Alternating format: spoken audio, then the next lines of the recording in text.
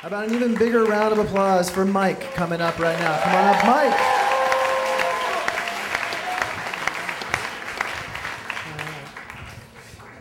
Spring of 2009, I'm on all fours underneath my rug trying to gather enough coins to get on the subway to go apply for a job as a waiter.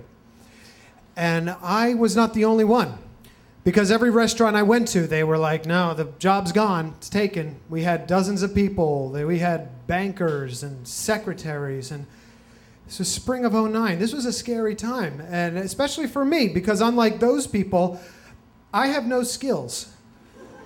I'm an actor. I have a really good memory.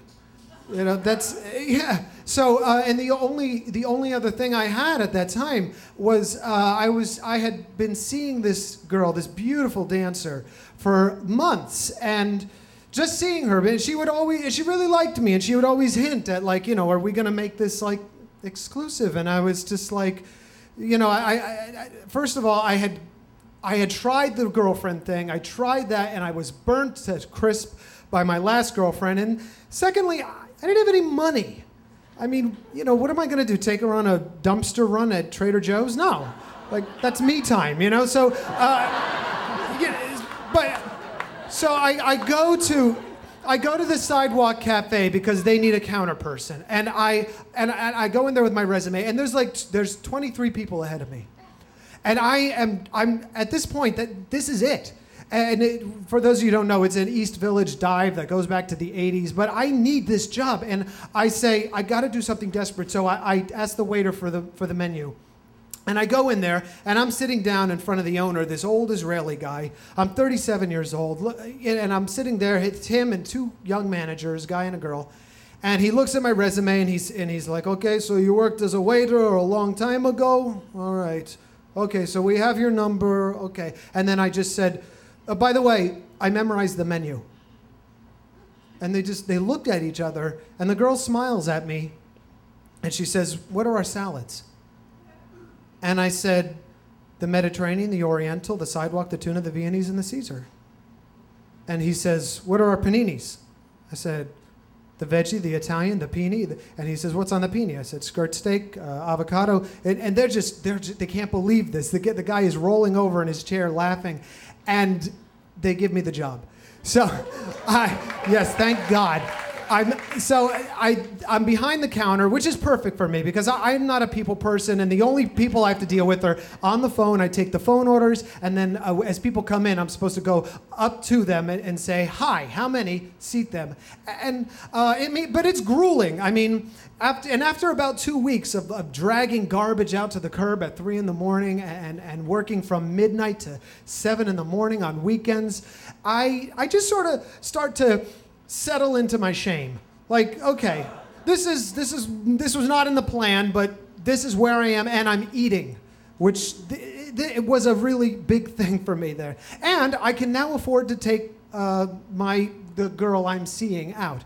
So one night I'm at work. I got an hour and a half till the end of my shift, and I'm meeting her, and we're gonna go see a midnight showing of Casablanca, one of my favorite films. And so in come 3 people, and I get around the counter, and I walk up to them, and I say hi. And when I say hi, I realize that the person I'm saying hi to is my ex-girlfriend. And we have this moment of hi, and I'm frozen, and I don't know what to do. And so I turn around and walk away. And I walk away, and I go into the bar, and I realize she doesn't know I work here. As far as she knows, her ex-boyfriend just walked up to her in a restaurant and said hi, and then turned around and walked away. So this is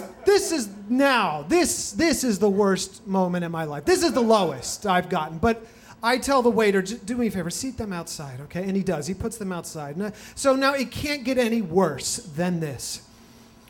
Suddenly there's a thunderclap, and it starts pouring rain, and everybody outside comes rushing into the restaurant, and my ex-girlfriend and her party sits down in front of the counter.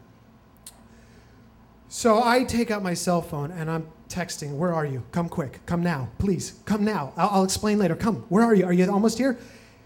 And every minute I'm staring at the back of my ex-girlfriend's head is like an hour with very long minutes.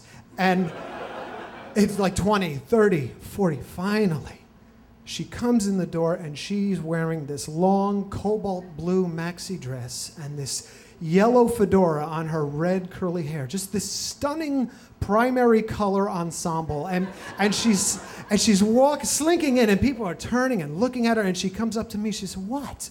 And I say, put your arms around my neck. Put your arms around my neck. Just do it. Just do it. Just do it. Do it. And she does.